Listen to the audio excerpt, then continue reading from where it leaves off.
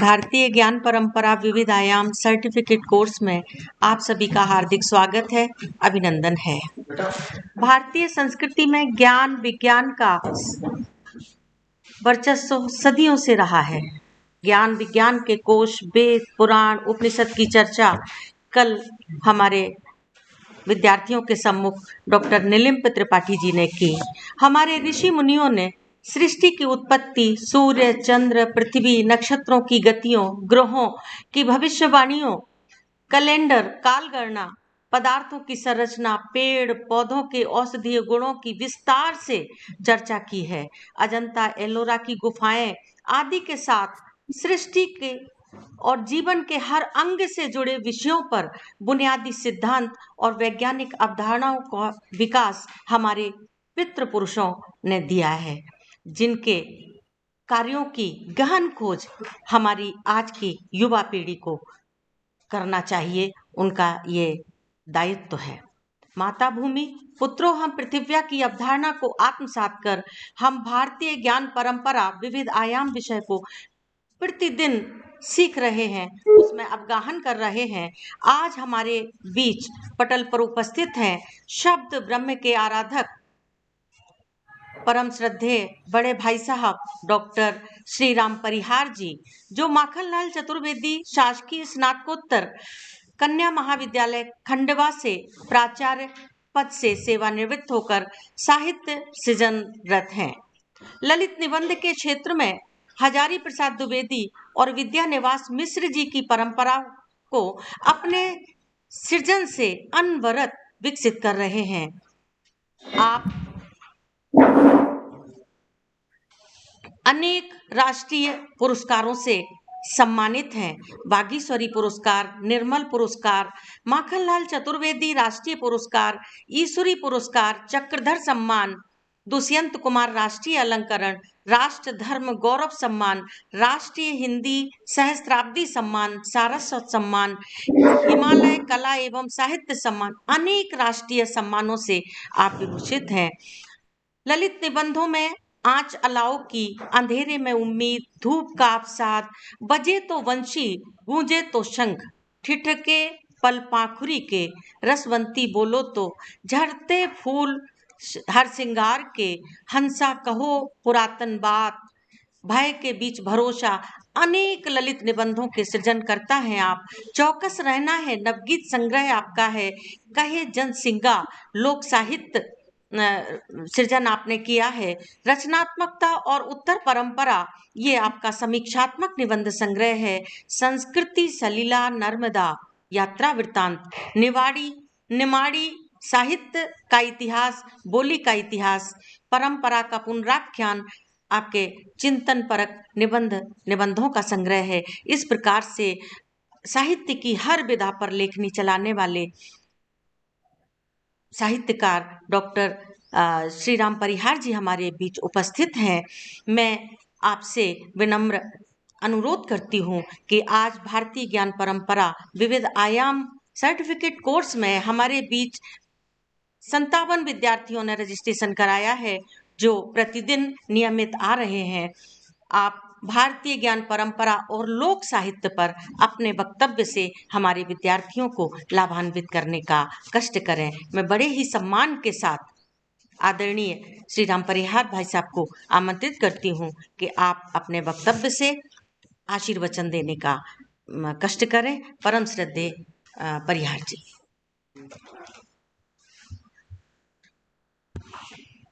इस प्रमाण पत्र पाठ्यक्रम के सभी पदाधिकारीगण, महाविद्यालय के प्राचार्य, इस आयोजन की संयोजक बहन डॉक्टर सरोज गुप्ता जी, हिंदी विभाग के सभी प्राध्यापक वृंद और हमारी भाई बहन जो इस प्रमाण पत्र परीक्षा के लिए इस आयोजन से प्रत्यक्ष और अप्रत्यक्ष रूप से इस आभासी माध्यम से जुड़ करके हमें गौरवान्वित करने के लिए यहाँ उपस्थित हुए हैं। आज का हमारा विषय है भारतीय ज्ञान परंपरा और लोक साहित्य। भारतीय ज्ञान परंपरा पर पिछले दिनों आपने लंबी चर्चा सुनी होगी। आज हमें लोक के संदर्भ में उस ज्ञान परंपरा को देखना है। हमारी आवाज आ रही है सबको?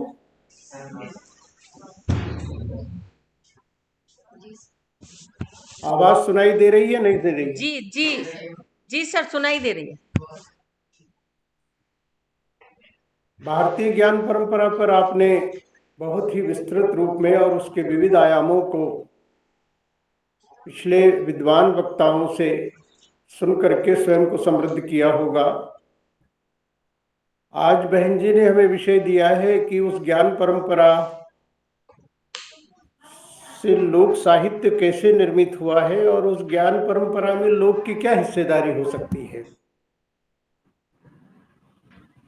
पहले तो हम स्पष्ट कर दें कि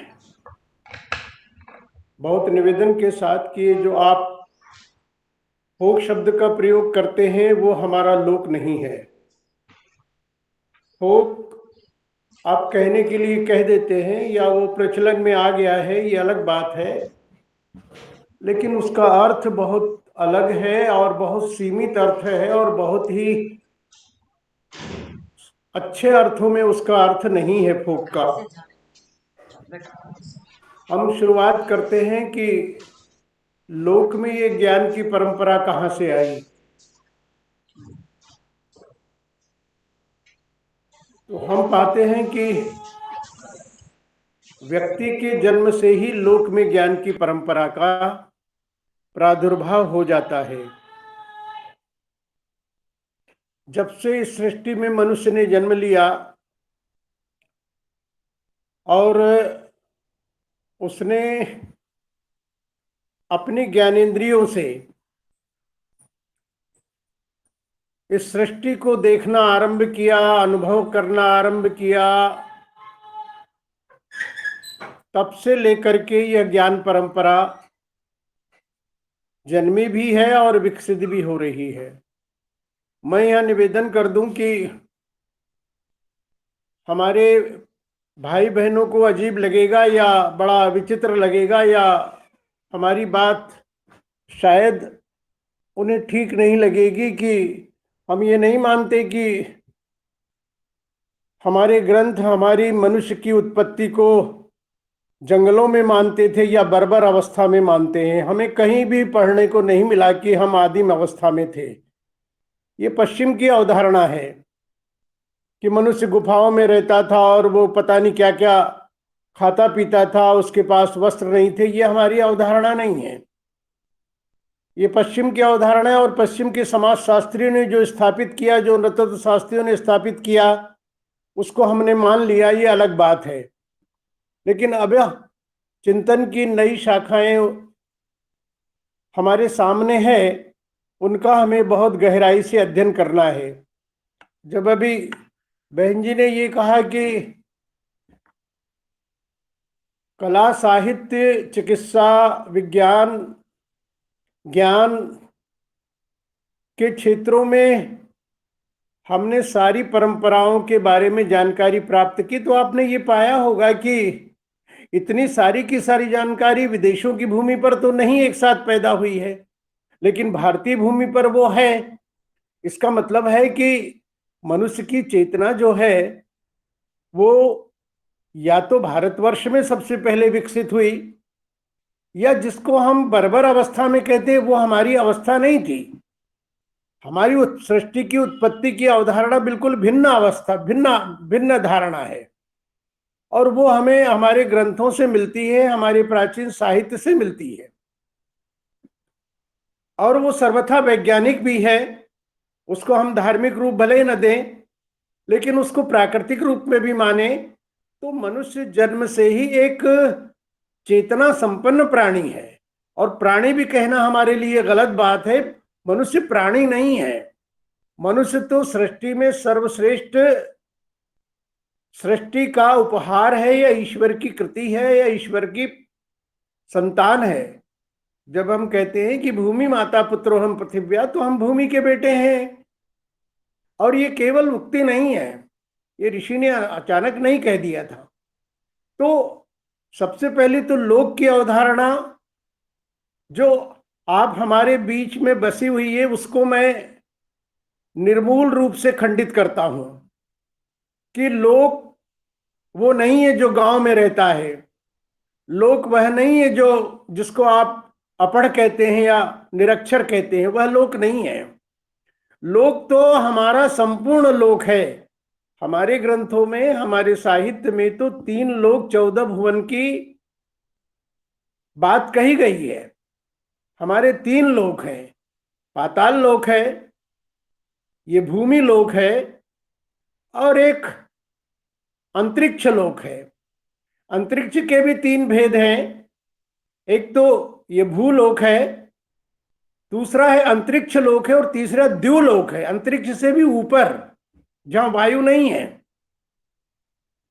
जहां हमारे कबीरदास कहते हैं या हमारे भक्त लोग कहते हैं कि वहां सूरज और चांद की गमी नहीं है, वहां रजनी और दिवस नहीं होता है, वहां बरखा शीत घाम शरद हेमंत शिशिर नहीं होते हैं। वह सबसे परे है, लेकिन वह सब में निवास करता है।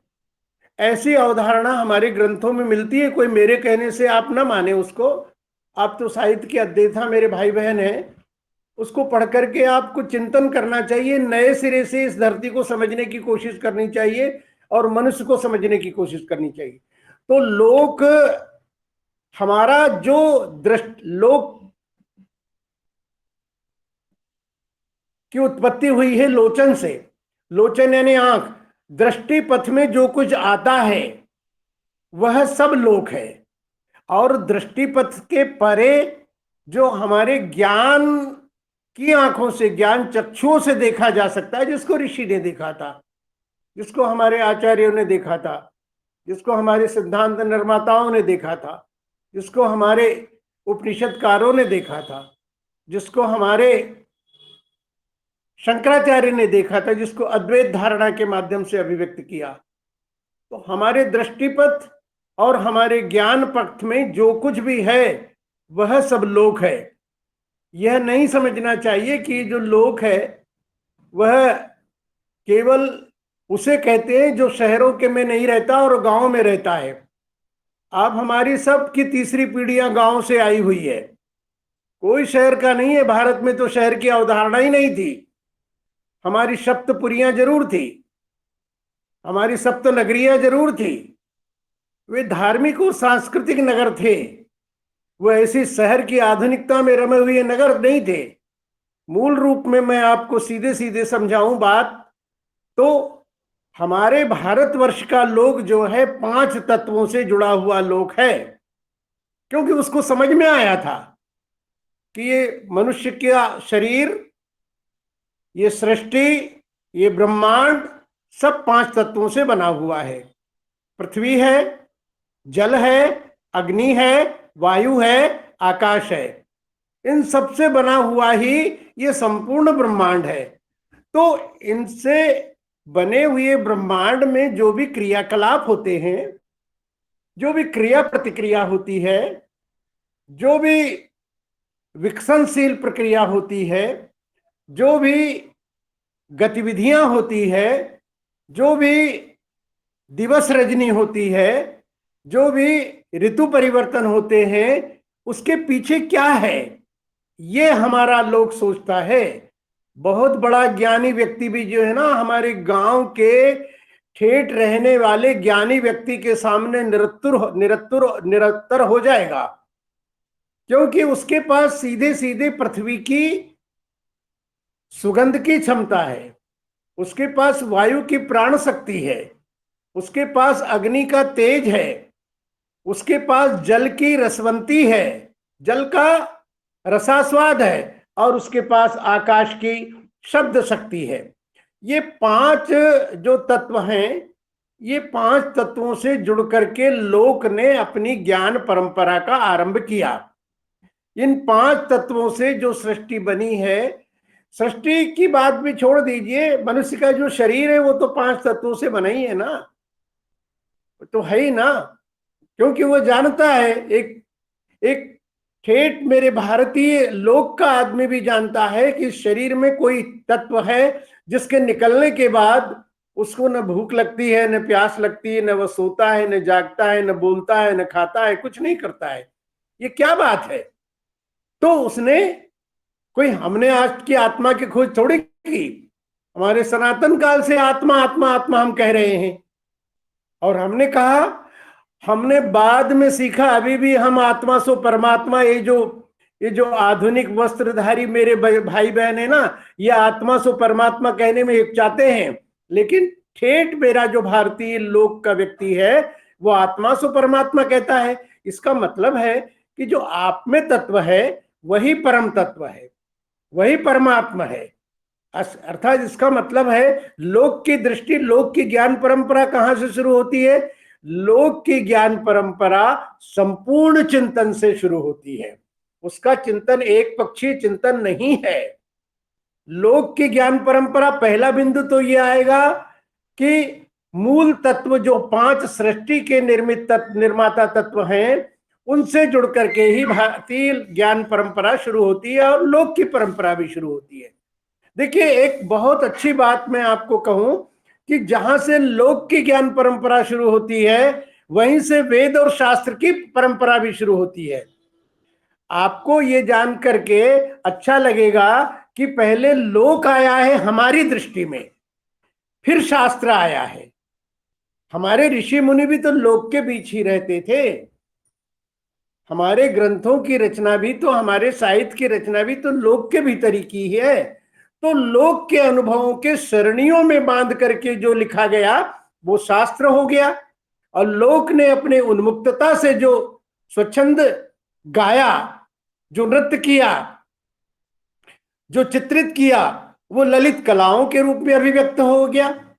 तो ये जो ज्ञान की परंपरा है, पहली बात तो यह है कि मूल रूप में हमारी मौलिकता यह है कि हमारी ज्ञान परंपरा अर्थात लोक की ज्ञान परंपरा धरती, आकाश, जल, वायु और अग्नि, इनसे ही सारा ब्रह्मांड बना हुआ है, इनसे भी मनुष्य ही बना हुआ है। तो मनुष्य इस सृष्टि का ही एक हिस्सा है। तो उसने इन सब से जो कुछ भी निर्मित हो रहा है, इन 5 तत्वों के मेल सुमेल से ही हो रहा है। यदि विखंडन हो रहा है तो ये विच्छेदित हो जाते हैं, यदि संयोजन होता है तो ये एकत्रित होकर के नया स्वरूप धारण कर लेते हैं। तो उनके चिंतन में जब लोक लगा, उनके चिंतन में जब ज्ञान की यात्रा बढ़ी, तो वहां से ज्ञान की परंपरा, लोक की ज्ञान परंपरा शुरू होती है। दूसरी बात यह है कि लोक की ज्ञान परंपरा में मौलिकता है, उधार ली हुई वस्तु नहीं है। वह लोक की ज्ञान परंपरा इसलिए मौलिक है कि वह मौलिक तत्वों से निर्मित है, क्योंकि वह सीधे सीधे मनुष्य की चेतना से जुड़ी हुई है। हमने पढ़कर के ज्ञान अर्जित नहीं किया, हमने अनुभव पर प्राप्त करके ज्ञान प्राप्त किया। हमारे ऋषियों ने बंद कमरों में बैठ करके ग्रंथ नहीं लिखे। धरती, आकाश, जल, वायु, अग्नि, इन सबके सानिध्य में रह करके हमारे ग्रंथों की रचना हुई है। इसलिए हमारा ज्ञान बंद कमरों का ज्ञान नहीं है।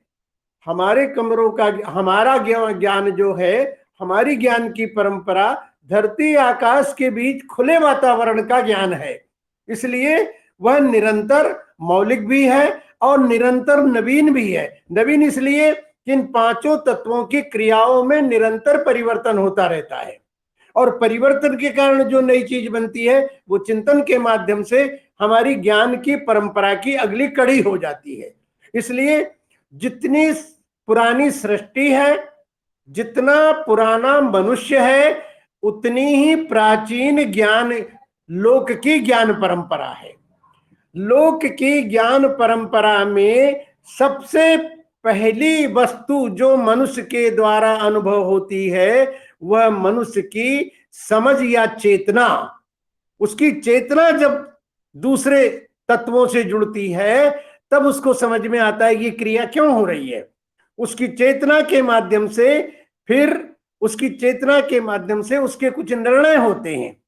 उसके निर्णय के आधार पर वह अपनी यात्रा प्रारंभ करता है कि इस इस नदी में थोड़ा सा वह धंसा तो उसको अनुभव हुआ कि नदी बहुत गहरी है।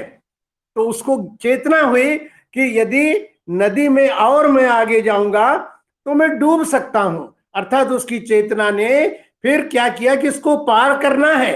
इसको पार करने के लिए क्या, पुल फाल तो अभी बने हैं, जिसको तुम ब्रिज बोलते हो ना, वो ब्रिज नहीं था, वो सेतु था। सेतु सेतु था वो, इस किनारे से उस किनारे से जोड़ने का जो माध्यम है। तो लकड़ी के बनते थे पुल पहले, तो फिर लकड़ियों के बांसों की को जोड़ करके फिर नावें बनाई गई। तो ये ज्ञान की परंपरा है। ये हमारी ज्ञान की परंपरा ने ही नाव का आविष्कार किया, जहाज का आविष्कार किया। तो मूल रूप में ज्ञान की परंपरा तो नाव बनाने वाली है, बांस की लकड़ियों को जोड़ने वाली बना ली है, लकड़ियों की लंबी लकड़ियों को एक किनारे से दूसरे किनारे पर रहने का सेतु बनाने वाली है। अवधारणा तो वहीं से आई ना। तो सारे विकास के केंद्र में तो लोक की ज्ञान परंपरा है। पहले हमने चका बनाया, चका पहले बेल का बना था, बेलियों लताओं का बना होगा, लताओं की नरम उसको गोल गोल करके। तो गति का आविष्कार तो लोक का आविष्कार है। ये कोई हमने विज्ञान का रूप दे दिया उसको। ये विज्ञान की जो पूरी की पूरी अवधारणा है वो लोक की ज्ञान शक्ति और ज्ञान चेतना पर आधारित है। यदि जिस दिन लोक ने चक्के का आविष्कार किया, चक्र का आविष्कार किया, उस दिन दुनिया में बड़ी गति की क्रांति आई। गतिशीलता वहां से शुरू हुई। जितने भी सारे गतिशील हमारे यंत्र बने हैं वो मेरे लोक के द्वारा बनाए गए पत्थर या मिट्टी के चकों की के ही वंशज हैं। उनके पूर्वज वो मिट्टी का चक्र है, और उसी से कुम्हार का चाक बना, उसी से घड़ा बना, उसी से दीपक बना, उसी से आकृति बनी, उसी से प्रकाश आया। ये सारे, और जिस दिन एक पत्थर दूसरे पत्थर से टकराया और चमक पैदा हुई और पड़ी हुई सूखी घास वहां जल उठी, उस दिन धरती के ऊपर अग्नि के रूप में बहुत बड़ा आविष्कार था, बहुत बड़ा आविष्कार था। देखिए सारे यंत्र किससे चल रहे हैं बेटा बेटी, किससे चल रहे हैं? पानी और अग्नि से ही तो चल रहे हैं ना। तो पानी और अग्नि का चिंतन तो मेरे लोक का चिंतन है। ये विज्ञान तो बाद में आया ना, उसको हमने वैज्ञानिक रूप दे दिया। तो विज्ञान यानी जो सत्य है, सत्य सत्य क्या है? वायु सत्य है, अग्नि सत्य है, जल सत्य है, आकाश सत्य है, पृथ्वी सत्य है। तो इन सब से मिलकर के जो चेतना, हमारा दो बड़े आविष्कार हुए। एक तो अग्नि का आविष्कार और दूसरा चके के माध्यम से गति का आविष्कार। ये चका गति के रूप में और अग्नि ऊर्जा के रूप में। गति और ऊर्जा का आविष्कार जिस दिन हुआ, उस दिन तमाम सारे विज्ञान की जो प्रगति है वो निकल पड़ी। तो ये विज्ञान की जो प्रगति है उसकी केंद्र में कौन सी है? उसके केंद्र में तो लोक की ज्ञान परंपरा ही है। वो ज्ञान परंपरा लोक ने अग्नि से, मिट्टी से, जब उसने ये देखा कि कहीं दूर उसका साथी जंगल में गुम हो गया है, उसके जानवर बिछुड़ गए हैं, अंधेरा हो चला है और राह सूझ नहीं रही है, तो उसने आवाज लगाई। उसने वो आवाज पहली बार नहीं, पहली बार जब उसकी सहज आवाज निकली कि कोई है जो सुन ले, तो कोयल बोली, मयूर बोला, हाथी चिंगाड़ा, सिंह दहाड़ा। वो एक किनारे से दूसरे किनारे तक वनांतों को भेदती हुई चली गई। उसने अपने साथी के लिए आवाज लगाई, तो उसने सोचा कि मेरे मुख से निकली हुई जो आवाज है वो मेरे मुख से निकल करके बड़ी देर तक और बड़ी दूर तक गूंजती है। तो लोक ने ज्ञान के माध्यम से ये सोचा कि ये जो शब्द रूपी खाली स्थान मेरे आसपास भरा हुआ है उसमें शब्द जिंदा रहता है, उसमें शब्द कभी मरता नहीं है। आपने मेरे आधुनिक बेटा बेटियों, आपने, मेरे आधुनिक भाई बहनों, सुना होगा कि जब 1971-72 में जब नील आर्मस्ट्रांग और वो चंद्रमा पर गए थे, तो ये आवाज को दबा दी गई है। उन्होंने कहा कि हमको मंदिरों की घंटियां और नारद की वीणा के स्वर सुनाई दिए थे। मैंने उस समय के अखबारों में पढ़ा, मैं उस समय बीए कक्षा में था, बीए में पढ़ रहा था, सुनाइए। तो इसका मतलब है कि आपका कहा हुआ आकाश में सुरक्षित रहता है।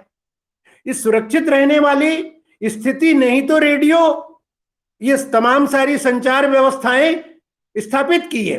तो ज्ञान की, लोक की ज्ञान परंपरा पर ही विज्ञान की प्रगति आधारित है। यदि हमारी बैलगाड़ी का चक्के का आविष्कार नहीं होता तो तमाम सारे गतिशील पदार्थों में अभी भी बिना चक्के की कोई बात नहीं होती।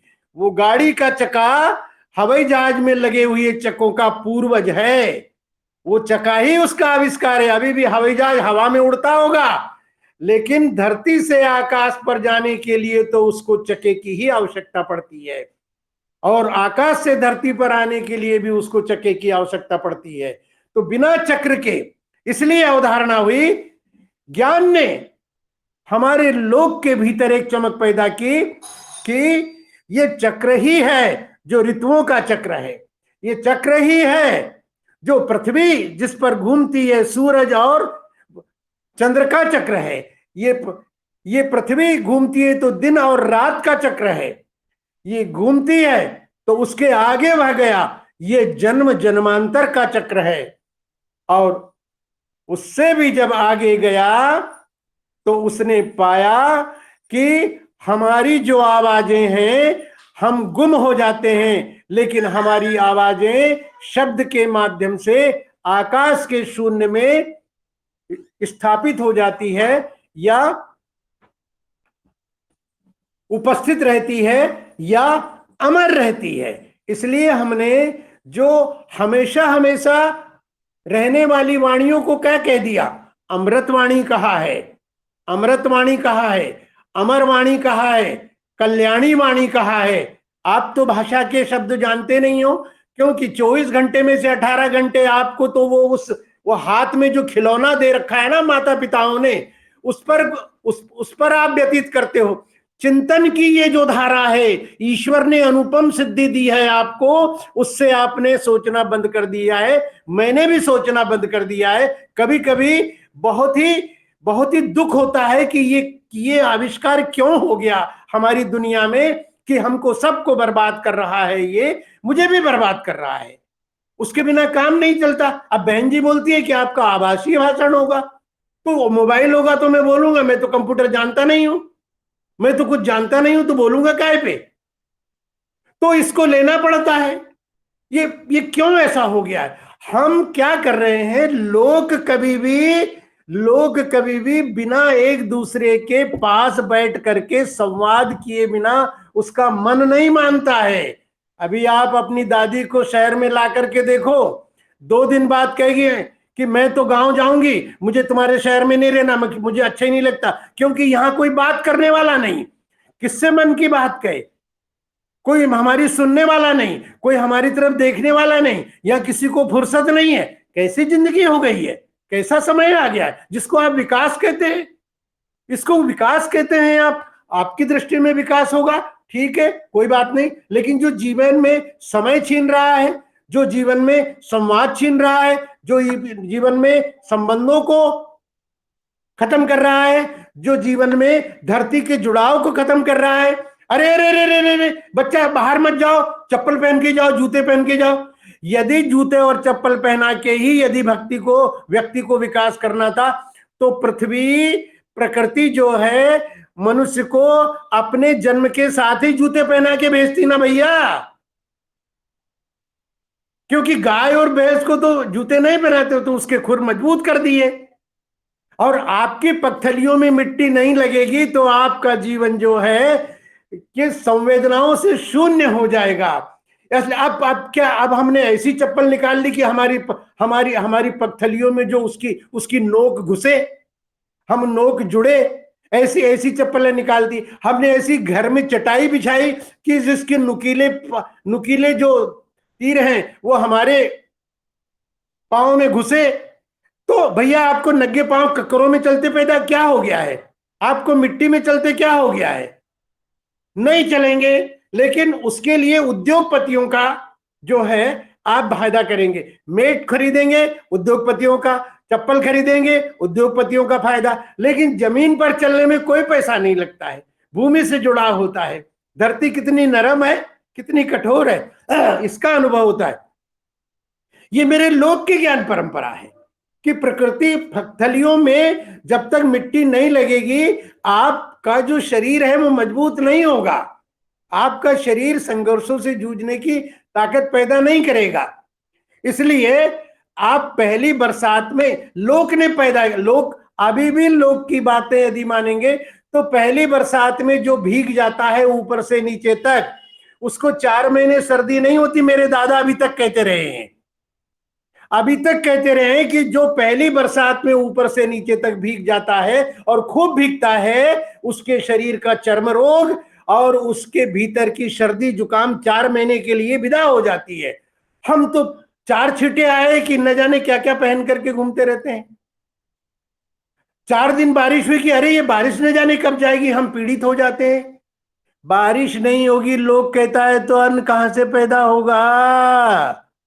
जो मुलायम मुलायम गेहूं की रोटी आप मलमल खाते हैं ना, वो कहां से आएगा? नदियों का पानी जो आप पीते हैं, कुओं तालाबों का जो शरीर में पानी पीते हैं, और हर बाल्टी नहीं, 1 बाल्टी नहीं 10 बाल्टी खराब करते हैं, 1 मग्गे से नहीं 10 मग्गे से आप पानी को खराब करते। मेरा लोग 1 लोटे पानी में मुंह धो लेता है। आप जब तक वो डठुआ, जो डंठल, जो प्लास्टिक का बना हुआ और कंपनी का बना हुआ जब तक रगड़ रगड़ के नहीं, तब तक आपका नल चालू रहता है। 4 बाल्टी पानी में आप अपना एक मुंह धोते हैं, एक चोकटा धोते हैं, एक सूरत धोते हैं, एक छवि निखारते हैं। और मेरा गांव का आदमी जो है वो 1 लोटे पानी में अपना मुंह धो लेता है। तो ज्ञान उसके पास है कि आपके पास है? और बड़े गुरूर करके हम घूम रहे हैं, श्री राम परिवार गुरूर करके घूम रहा है कि प्रोफेसर है और डिलीट है और पता नहीं क्या क्या क्या क्या क्या क्या है। तुम्हारी ज्ञान की परंपरा तो लोग से सीखो। इसलिए मैं कहता हूं, ये मैं ठंडोक इसलिए कह रहा हूं कि आपको लौटना पड़ेगा लोक की तरफ। पूरा देश नहीं, पूरा विश्व लौट रहा है लोक की तरफ। पूरा संसार देख रहा है भारत की तरफ कि वो क्या शक्ति थी कि 2 साल के कोरोना काल में भी 130 करोड़ लोगों में से बहुत ही भगवान की कृपा से, ईश्वर की कृपा से और उससे भी आगे हमारे भारतवासियों की मूल शारीरिक प्रतिरोधक क्षमता से, बीमारियों को रोकने की क्षमता के कारण, ईश्वर की ईश्वर के उस कोप से हम प्राय प्राय बचे रहे। तो पूरा संसार सोच रहा है कि इनकी जीवन विधि क्या है। इनकी जीवन विधि जब तक लोक की है तब तक हम हमारी जीवन की शक्ति को भी मौलिक रूप में बचाए रखेंगे। इसलिए लोक ने क्या किया है, लोक ने अपने चिंतन को भूमि से जोड़ा, आकाश से जोड़ा, पृथ्वी से, वायु से जोड़ा, अग्नि से जोड़ा, जल से जोड़ा, और इनसे जुड़ करके उसने ज्ञान संपदा जो प्राप्त की, वही हमारी लोक की शक्ति। मेरा कहने का मतलब है कि आप जितने अधिक प्रकृति के निकट जाएंगे उतने ही आपकी नदी सुरक्षित होगी। जब नदी आपने देखी ही नहीं, मुझे अजीब हंसी आती है, रेल में जब मैं यात्रा करता हूं या हवाई जहाज में यात्रा करता हूं तो लोग बाहर नहीं देखते, वो अपने मोबाइल पर चलते रहते हैं। वो अपना जो को क्या कहते हैं उसको, ऐसा पुस्तक आकार का क्या होता है उनके पास में, उसी पे लग रहे थे। अरे भाई खिड़की के बाहर देखो, जो है गाय रंबा रही है, बछड़ा कुलाज बह रहा है, हिरण जो है छलांगे भर रहा है, नदी कलकल बह रही है, झरना गिर रहा है, आकाश में बादल छाए हैं। कैसे दुर्भाग्यशाली हो कि तुम इसको सबको देख नहीं पा रहे हो, और न जाने काय काय पे तुम्हारी उंगलियां घूम रही है। तुम्हारा शरीर क्या इसीलिए बना है कि तुम्हारी उंगलियां नाचती रहे?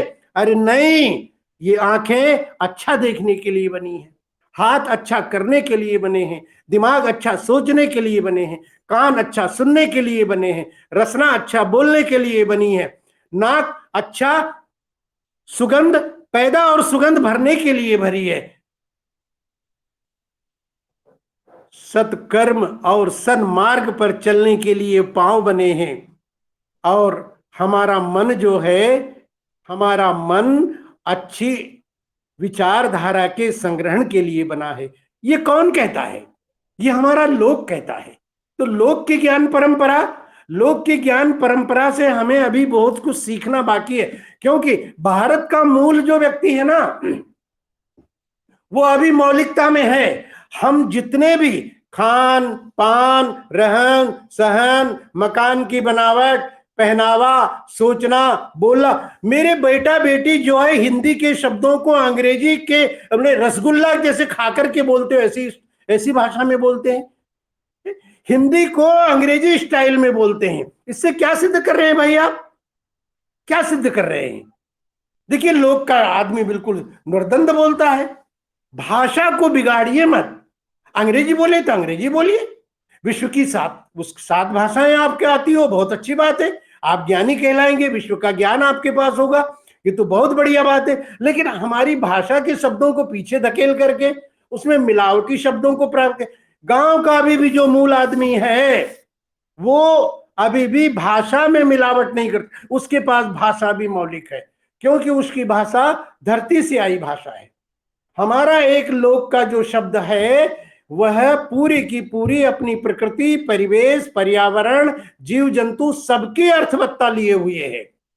इसलिए हमारे लोक की चिंतना में भाषा है, पर्यावरण है, प्रकृति है, ज्ञान है, विज्ञान है, चिकित्सा है, खेती है, खेती बाड़ी है, नदी है, जल है, पूजा है, अर्चना है, तीर्थ है, व्रत है, उपवास है, स्वास्थ्य है, सुख दुख है, संबंध है, नाते रिश्ते हैं, और एक विराट चिंतन है। और उसको यह भी स्पष्ट है कि मुझे जीवन में कैसे कर्म करते हुए अपने लक्ष्य को प्राप्त करना है। यह मेरे लोक की चिंतना में स्पष्ट है। हम जो आगे बढ़कर के विकास की एक अलग धारणा लेके चल रहे हैं ना, उनके जीवन के लक्ष्य 25-30 वर्ष की आयु तक भी निर्धारित नहीं होते हैं। लेकिन लोग अपने जीवन में लक्ष्य लेकर के चलता है कि सबका हम भला करते हुए, अपना ही चिंतन करते हुए और परम गति को प्राप्त हो। हर व्यक्ति की ये इच्छा होती है, हर व्यक्ति की ये इच्छा होती है कि मैं सदगति हो। वो सदगति यानी, सदगति का क्या मतलब हुआ? अच्छी गति। अच्छी गति कौन सी? यानी इस जीवन में भी हम अच्छे कर्म करते हुए समाज को लाभान्वित करें। ये लोक की अवधारणा है। इसलिए वो आशीर्वाद भी जब देते हैं ना कि तू कड़ो नीम हुई जाजे, मेरी निमाड़ी भाषा, तू कड़ो नीम हुई जाजे, यानी वो ऐसा नहीं कहते आयुष्मान भव, तू बहुत बड़ा हो जाए, तू पढ़ लिख करके पता नहीं क्या क्या बन जाए, ऐसा नहीं कहते हो। तू कड़ा नीम हो जाए, यानी जिस तरह बड़ा नीम का वृक्ष है वैसा तेरा जीवन हो जाए। तो नीम का वृक्ष क्या करता है? एक तो विशाल होता है, छाया देता है, उसकी पत्तियां खाने से हमारे शरीर के जो विषाणु है वो नष्ट होते हैं। और सबसे बड़ी बात है, आप तो ज्ञानी मेरे बेटा बेटी हैं, भाई बहन हैं, तो वो क्या करता है? वह अपनी पत्तियों के द्वारा जो हवा छोड़ता है उससे वातावरण में शुद्धता पैदा करता है। ऐसा नीम के वृक्ष की के को प्रतीक मान करके और वह आयु का और जीवन जीने का आशीर्वाद देता है हमारा लोक। हमारा लोक जो है अकेला नहीं जीता है। हम देखिए, आपको एक मैं बात बताऊं, सारे पश्चिम के वैज्ञानिकों ने जितने भी आविष्कार किए वो सब आविष्कारों का नाम उन्होंने अपने अपने नाम से कर दिया। सारे वैज्ञानिकों के आविष्कारों के नाम उन्होंने अपने अपने नाम से चस्पा कर दिया। हमारे यहाँ ज्ञान परंपरा में जितने भी आविष्कार हुए हैं उसमें किसी व्यक्ति ने अपना नाम नहीं चस्पा किया। ये लोकगीत किसने रचा? ये लोक आविष्कार किसने किया? सबसे पहले चौक किसने पूरा? सबसे पहले सूर्य को आराधना किसने दी? भूमि को, हमारे खेत को हम माता की गोद जैसा किसने मानने के लिए किया, किसी के बारे में कोई पता नहीं है। लोग भाषा का आविष्कार कैसे हुआ नहीं मालूम। छठ पूजा में सूर्य को अर्घ देने की परंपरा किस दिन से प्रारंभ हुई, किसने प्रारंभ हुई नहीं मालूम। यहां तक कि हमारे वाल्मीकि जी ने अपने सन संवत जन्मतिथि का उल्लेख नहीं किया। हमारे वेदव्यास ने कहीं नहीं लिखा कि मैं इतने संवत में। हम परंपरा में जीने वाले लोग हैं और परंपरा निरंतर विकास करती है, नर्मदा की धारा की तरह। वह पुराने को छोड़ती चली जाती है और निरंतर बहती हुई चली जाती है। इसलिए लोक की भी एक प्रवृत्ति होती है, लोक की ज्ञान परंपरा की एक प्रवृत्ति होती है। उसके ज्ञान में नई चीजें तो जुड़ती है जो संसार के लिए मंगलकारी हो, जो लोक के लिए मंगलकारी हो, और यहां तक कि सबके लिए मंगलकारी हो।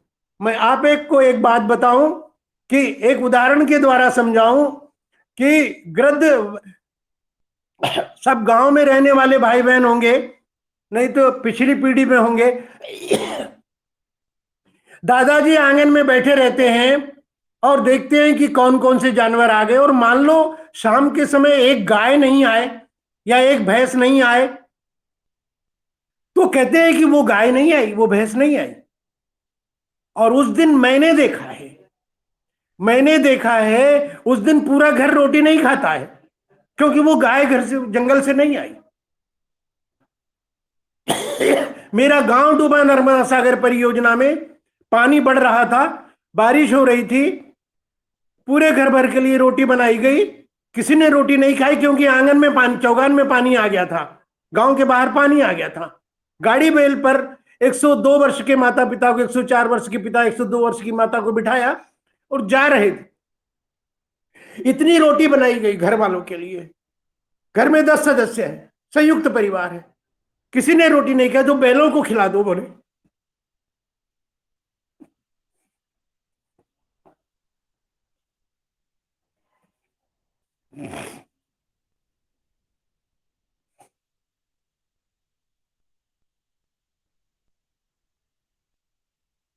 बैलों ने वो रोटी नहीं खाई,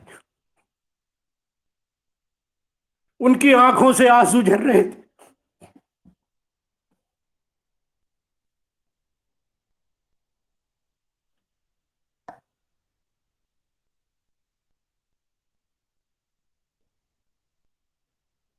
क्या आधुनिक विकास ने हमें संवेदना दी है? ये लोक ने ये संवेदना दी है। पशु केवल पालतू नहीं है गांव वो लोक के लिए, पशु उसके परिवार का अभिन्न सदस्य है। चिड़िया उसके परिवार का अभिन्न सदस्य है। बारिश होती थी, गर्मी में माँ सुपड़े में अनाज झाड़ती थी, तो जो कुछ कुछ अपने लिए रख लेती थी और कुछ जो छोटी सी कोठी में जो है उसको भर देती थी। मैं पूछता था माँ इसके लिए क्यों के लिए? बोले जब बारिश होगी पर चिड़ियों को कोई खेत में दाना नहीं मिलेगा, सब जगह पानी पानी होगा, सब जगह बारिश होगी, फसलें उगने में होगी, उनके घर में कोई कोठी मंडूला थोड़े भरे हुए हैं, उनके घर उनको कौन खिलाएगा? आंगन में वो रोज आंगन में वो दाने बिखरा देती थी, सावन भर जो चिड़िया खाती रहती थी। ये संवेदना हमारे पास है। हर घर में, लोक के हर घर में आज भी पहली रोटी गाय के लिए बनती है, आखिरी रोटी कुत्ते को दी जाती, क्योंकि कुत्ता भैरव का वाहन है। गाय में 33 कोटि देवी देवता। हम न माने, दुनिया न माने, पश्चिम न माने, एक पंथ विशेष न माने, लेकिन हमारे लिए तो है, क्योंकि दूध देती है वह। उसके बछड़े बैल बनते हैं, उसकी गाय, उसके गोबर से हम आंगन लिपते हैं, हमारे मांडे बनते हैं, हमारी संज्ञा बनती है, हमारी जिरोती बनती है, हमारे पर्व उत्सव बनते हैं, हमारा गोवर्धन बनता है, और उसके दूध से हमारे बच्चे पुष्ट होते हैं, उसके घी से हमारे घर में दीपक जलता है, उसके घी के अंजन से हमारी आंखों की ज्योति बढ़ती है। तो इतनी उपयोगी है, इसलिए हमने उसको देवी मान लिया, देवता मान लिया।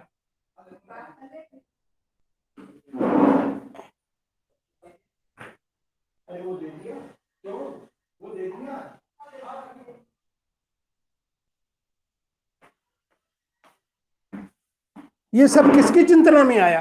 लोक की चिंतना में आया। और ये लोक के चिंतन को ज्ञान की परंपरा ही तो कहेंगे, ये लोक की ज्ञान परंपरा है कि उसको अनुपयोगी मत मानिए। जो उपयोगी है वो आपके घर का सदस्य है।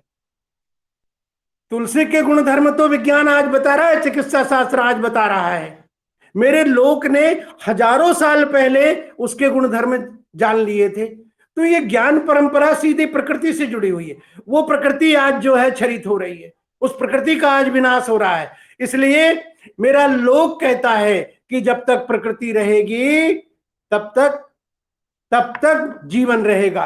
ये लोक ने पहले कहा, ये लोक की ज्ञान परंपरा में चिंतन पहले आया, फिर हमारे विज्ञान के पास आया। तो लोक का जो ज्ञान है सर्वथा वैज्ञानिक ज्ञान है। लोक का ज्ञान वैज्ञानिक ज्ञान है। और उससे क्या हुआ, उसने उनको सुरक्षित कहां किया?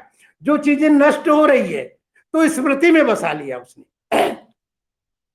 लोक की स्मृति में बसी हुई चीजें फिर चित्र में आई, लोक की चिंतना में बसी हुई चीजें फिर नृत्य में आई, फिर वो गान में आई, वो स्वर में आई। और लोक ने, मेरे भाई बहनों को मैं बता दूं, लोक ने गाना कहां से सीखा? लोक की ज्ञान परंपरा की जब मैं बात कर रहा हूं तो गाना कहां से सीखा? आपने तो, आपको तो फुर्सत नहीं है। आप, हमारी जिंदगी तो ऐसी व्यस्त हो गई है और आधुनिक हो गई है, देखना नहीं चाहते हम। कभी आपने गांव के छप्पर पर गिरती हुई बरसात को निरंतर बिल्कुल मौन होकर के 15 मिनट सुना है आपने? अब नहीं सुना है तो अब जरूर सुनिए। एक संगीत सुनाई देगा आपको उसमें। हमारे संगीत की मैं नहीं कह रहा हूं, मैं तो साहित्य का छोटा सा विद्यार्थी हूं। बड़े से बड़े संगीतकार से पूछ लीजिए, हमारी शास्त्रीय संगीत की सुर लहरियां हमारी बारिश से आई है, बारिश से उत्पन्न हुई है। लहरों के थपेड़ों से जो थाप हुई है उससे मृदंग, ढोलक और नाना प्रकार के वाद्य यंत्रों की थाप आई है। वन में जो हवा चलती है उससे जो सरसराहट पैदा होती है उससे सारंगी की आवाज निकली है। ये ज्ञान, ये लोक की ज्ञान परंपरा किस तरह से काम करती है। आज जिन जिन वाद्यों को हम बजाते हैं उनके इतिहास में हम जाना ही नहीं चाहते, हम समझना ही नहीं चाहते। हमको तो उनको बजा करके, चमकीले कपड़े पहन करके और बड़ा बड़ा बड़ा बड़ा चमकीले मंच पर न जाने क्या क्या, कान फोड़ू संगीत और कमर तोड़ू नृत्य, कान फोड़ू संगीत कमर तोड़ू नृत्य के माध्यम से हम दुनिया रिझाते हैं। हमारा लोक हर उसमें जो है हमारी कलात्मकता में जीवन की अभिव्यक्ति करता है। लोक की कलाएं जीवन की अभिव्यक्ति ही है। लोक की कलाएं जीवन की अभिव्यक्ति, भावों की अभिव्यक्ति है। इसलिए जब आकाश में घिरते हुए बादलों को देख करके मयूर नृत्य करता है तो उसका नृत्य व्यक्ति ने देखा, मयूर को खुशी हुई, बादलों को घिरता हुआ देख करके लोक को भी खुशी हुई, तो वह भी उसी तरह से नृत्य करने लगा। मयूर के नृत्य से हमारे नृत्य का जन्म होता है। ये जो ज्ञान की परंपरा है उसके स्रोत जो है पूरी तरह से प्रकृति है। मयूर नष्ट हो रहे हैं, पशु नष्ट हो रहे हैं, पक्षी गुम हो रहे हैं और नदियां प्रदूषित हो रही है, पहाड़ काटे जा रहे हैं या कट रहे हैं, कभी जेसीबी से कट रहे हैं, कभी मनुष्य के हथौड़े से कट रहे हैं। विकास चाहिए, विकास भी होना चाहिए, लेकिन विकास जो है हमको धारण्य क्षम्य हो, बिना प्रकृति के नुकसान, बिना प्रकृति को नुकसान पहुंचाए हम विकास कैसे कर सकते हैं, यह चिंतन जो है लोक का चिंतन है। इसी लोक के चिंतन के सिरे को पकड़ करके हमें वर्तमान में भी विकास की धारणा को परिवर्तित करना चाहिए। तभी जाकर के प्रकृति भी सुरक्षित रहेगी और लोक भी सुरक्षित रहेगा। क्योंकि जीवन का सुरक्षित रहना बहुत जरूरी है, और जितना जरूरी जीवन का सुरक्षित रहना है उतनी ही प्रकृति का जीवन सुरक्षित है। ये पश्चिम की धारणा है कि हम मनुष्य का जीवन प्रकृति पर अधिकार या उस पर अपना वर्चस्व कायम करने के लिए हुआ है। लोक की अवधारणा, भारतीय चिंतन की अवधारणा यह है कि नहीं, लोक और प्रकृति परस्पर है, सहभाव है। हमारा तुलसी बिरवा जिंदा रहेगा तो हमारे आंगन में बालक किलकारी भरता रहेगा, ये अटल धारणा है लोक की। हमारे आंगन में गाय बंधी रहेगी तो शरीर में पुष्टता प्राप्त होती रहेगी। हमारे आंगन में यदि नीम होगा तो वातावरण शुद्ध होता रहेगा। तो वन भी जरूरी है, नदी भी जरूरी है, जल भी जरूरी है, अग्नि भी जरूरी है। देखिए, अग्नि जब तक अलाव के रूप में जल रही थी, चूल्हे के रूप में जल रही थी, विश्व में कहीं प्रदूषण नहीं था। हमारे आधुनिक जो यंत्र हैं गति के या विकास के, उससे हमारा वातावरण जो है दूषित हो रहा है। तो अग्नि का रूप बदल दिया हमने, परिवर्तित रूप कर दिया, ऊर्जा का रूप कर दिया। ऊर्जा तो व्यक्ति के सबके भीतर है। ऊर्जा ही तो है जो आज की कली को कल फूल रूप में विकसित करती है। बिना ऊर्जा नहीं होती तो कैसे होता। इसलिए लोक के पास लौट करके हमको धारण क्षम्य अर्थात संतुलित विकास का मार्ग खोजना होगा। और संतुलित विकास का मार्ग ये लोक से अनुभव प्राप्त ज्ञान संपदा से ही ला सकते हैं। इसलिए आज जरूरत है आप सबको, विशेष करके आपकी पीढ़ी के लोगों को, क्योंकि आप अगला 70 वर्ष का भारत बनाने जा रहे हैं। आपकी आंखों में अगले 90 वर्ष के भारत बनाने का सपना है। इसलिए आपकी आंखों में वो सपना स्पष्ट होना चाहिए कि हम किस प्रकार का भारत बनाएंगे या किस प्रकार का विश्व बनाएंगे। आपसे ही विश्व भी बनेगा। भारत बनेगा तो विश्व बनेगा। सारे विश्व की जो रुचि है वो भारत को सुनने में और भारत को देखने में लगी हुई है। सारी वैश्विक समस्याएं जब भी उत्पन्न होती है तो आज विश्व प्रतीक्षा कर रहा है कि इस समस्या पर भारत क्या बोल रहा है। और भारत के बोलने पर विश्व की आज लाइन तय हो रही है, दिशा तय हो रही है। ये बहुत बड़ी बात है, क्योंकि हम जमीनी अनुभव को लेकर के आगे बढ़ रहे हैं। हमारा शरीर जो है, लोग कहता है कि भैया हमारा शरीर जितना गतिशील रहेगा, जितना वो काम करता रहेगा, उतने ही हम स्वस्थ रहेंगे, दीर्घायु होंगे। मेरे बचपन में मैंने सुना ही नहीं था कि मेरे गांव में कोई शक्कर की बीमारी जैसी भी चीज होती है। अब गांव में भी हर चौथा आदमी जो है शक्कर की बीमारी से पीड़ित है, क्योंकि काम करना बंद कर दिया है। ये शरीर कर्म के लिए है। श्री कृष्ण ने गीता में यदि कहा है कर्मण्येवाधिकारस्तु, तो कर्म की प्रेरणा जो है गीता में इसलिए दी है, हमारे धर्मशास्त्रों ने इसलिए दी है, या हमारे लोक के चिंतन में, हमारे ज्ञानियों के चिंतन में इसलिए आई है कि ये जो जन्म है, ये जो हमारी जो मनुष्य योनि है वो कर्म योनि है, वो भोग योनि नहीं है। हमने इसको भोग योनि बना लिया। ये योनि जो है कर्म योनि ही है। इसलिए कर्म करने की चिंतन जो है, कर्म करने का जो चिंतन है, ये हमारी लोक की ज्ञान परंपरा से आया है। कर्म करो, कुछ कर्म करो, बिना कर्म के कुछ नहीं होता है। भाग्य और कर्म जब दोनों साथ जुड़ जाते हैं, एक बायां पांव है एक दायां पांव है, दोनों चलेंगे तो जीवन को विकसित होगा। लेकिन विकास कैसा? धारण क्षम्य विकास। बिना प्रकृति को नुकसान पहुंचाए हुए विकास ही हम करेंगे तो विश्व का कल्याण होगा।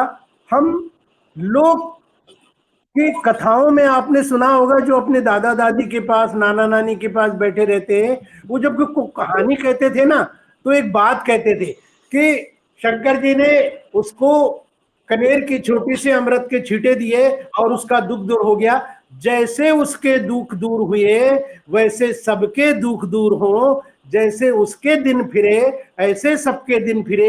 ये विश्व कल्याण की भावना जो है, ऋषि ने तो सर्वे भवन्तु सुखिनः सर्वे सन्तु निरामया सर्वे भद्राणु पश्यन्तु मां कश्चित् दुःख भावेत् बहुत बाद में गाया। लेकिन मेरे लोक की कथाओं में, लोक गाथाओं में, लोक साहित्य में, लोक नीति में, लोक रीति में, लोक कलाओं में, लोक चित्रकलाओं में, लोक नृत्यों में, लोक वार्ताओं में, लोक कलाओं में, लोक कथाओं में, लोक कहावतों में, लोक कहनात में ये सब बहुत पहले से प्रचलित है और इनमें अद्वितीय संपदा भरी हुई है, एक अद्वितीय संपदा भरी हुई है। कृषि संबंधी कितनी कहावतें हमारे पास है। बोले रुमड़ा की कमाई घुमड़ा में कमाई, यानी आपने हल पकड़ करके जो जुताई की थी, जो कमाई की थी, उसको घूमने फिरने में उड़ा दी। ये जो कहावतें हैं उनसे हमारी वैज्ञानिकता, हमारे लोक चिंतन की परंपरा हमको प्राप्त हो सकती है। इधर लौटना पड़ेगा। आपने पता नहीं कौन कौन से उपन्यासों पर शोध करते रहते, पीएचडी करते रहते। अरे लोक की तरफ भी देखो भाई, अद्भुत संपदा भरी हुई है और अमूल्य संपदा भरी हुई है, इसको बचा लीजिए। मैं हाथ जोड़ करके प्रार्थना करता हूं मेरे नए पीढ़ी के भाई बहनों से कि इसको बचा लीजिए। ये कहीं ये गुम हो गई तो फिर कभी नहीं आएगी, लेकिन ये अद्भुत ज्ञान की संपदा है और इस संपदा को बचाए रखना हम सबका धर्म है। मैं तो लोक साहित्य के क्षेत्र में काम कर ही रहा हूं। मेरे निबंधों में तो, मेरे ललित निबंधों में तो हर निबंध में लोक का एक व्यक्ति बैठा हुआ है, लोक की कथा कह रहा है, घाट पर खड़ा हुआ है, नदी के जल में डूबा हुआ है, कोयल से बात कर रहा है, गाय की पीठ पर हाथ फेर रहा है, खेतों में लहलाती फसलों को लेकर के उल्लसित हो रहा है और अपनी माँ के पास बैठ करके अपने आंगन के नीम की छाया में जीवन के कुछ बहुत गहरे अर्थ गुन रहा है। आप भी अपने जीवन के गहरे अर्थ पाएं, लोक के पास लौटे। भारत विश्व का अग्रणी दिशा देने वाला शांति दूत बनकर के इस देश में, इस संसार में उभरे। आप के प्रति, आपकी तरफ, आपके कर्म के प्रति निष्ठावान होकर के पूरा विश्व आपकी तरफ देख रहा है। भारत तो देख ही रहा है, पूरा विश्व आपकी तरफ देख रहा है और आपसे है कि आप लोग की तरफ देखिए। इस बहुमूल्य अमूल्य मोती जैसे आप संपदा को बचा लीजिए। मैं आपके हाथों में, मैं आपके सुरक्षित और विश्वसनीय हाथों में इस लोक की संपदा को सादर भेंट करते हुए आप सबसे विदा चाहता हूं। धन्यवाद। जय हिंद, जय भारत।